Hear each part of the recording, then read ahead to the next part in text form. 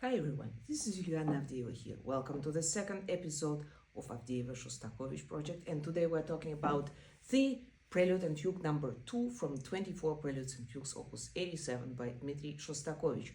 So this pair of the Prelude and Fugue is composed in A minor, as Shostakovich decided to use for the key structure of the cycle the circle of fifth, which means that after the C major he uses the parallel minor key, which is A minor. So basically the key structure of the cycle is exactly the same as the 24 preludes by Frédéric Chopin opus 28. So I will be very open with you and share with you my personal, very subjective visions or associations with almost every piece of the cycle. But I would be really happy and would really also appreciate if you would share yours, because this music is so, I think it makes a very different impression on people. So I would be really very curious to learn what maybe smell or color, what a kind of association you have once you hear this, I don't know, some particular fragment of this music or some theme or whatever. So I would appreciate, please leave your comments, and I would be, that would be enrichment also for me to feel how you react on this type of music. So this prelude is, as you see, we have this classical toccata-like 16 notes movement, a kind of perpetuum mobile, which sounds like this.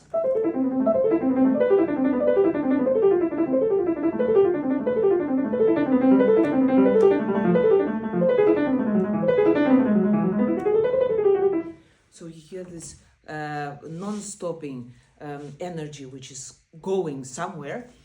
For me, to be honest, I hear it not only as a, or not at all as a kind of motoric music. I see, as if I talk about the visuals, I see the raindrops falling down the window.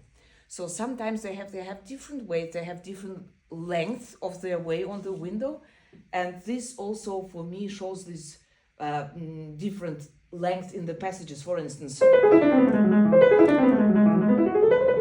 So they all are different.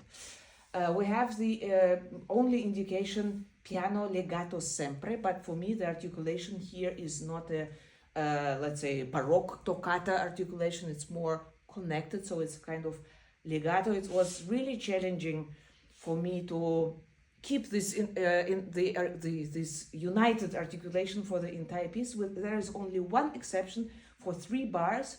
Here, look, in the bars 25, 26 and 27, when over the sudden we have these quarter notes, which are E, which is a kind of, look.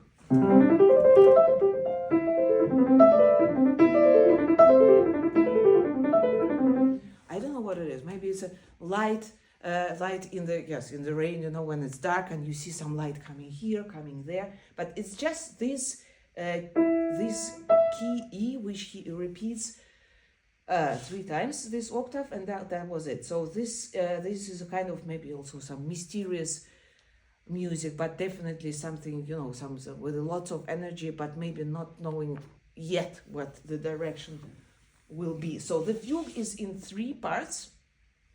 Very characteristic, very Shostakovich-like subject.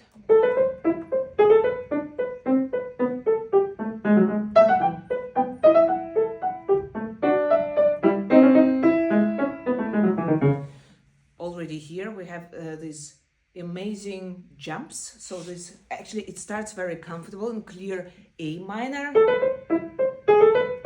but already this jumps maybe a little bit, maybe a kind of clown, you know, something not serious, and then with those,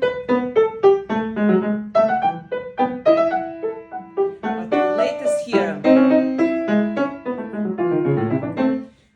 it becomes a kind of disturbing, a kind of ugly, and I think it's interesting that Shostakovich very often in this cycle he will use also poly keys, so it means that we'll have different tonalities in the right and in the left hand, because we have the subject in A minor, very normal.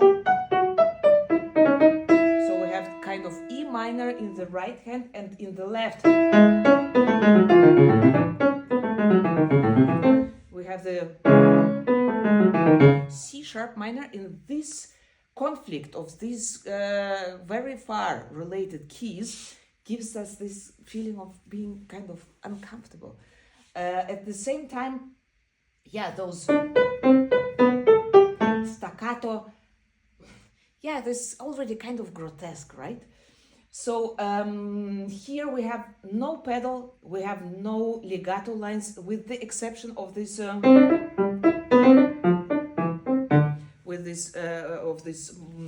let's say motif in the subject. But besides that, we have long notes only in the counterpoint, maybe as like a trumpet signal or something. But also this gives us more kind of mechanical, maybe a kind of indeed, this not comfortable, very disturbing moment. In the development section, we have a moment when all these voices, they kind of conflicting with each other.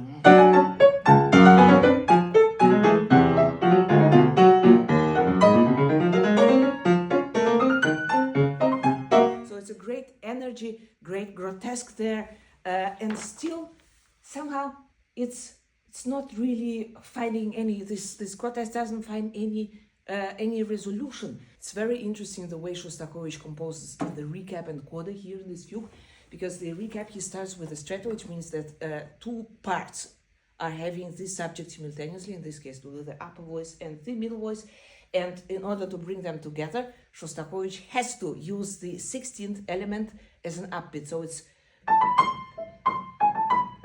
look what he does with it.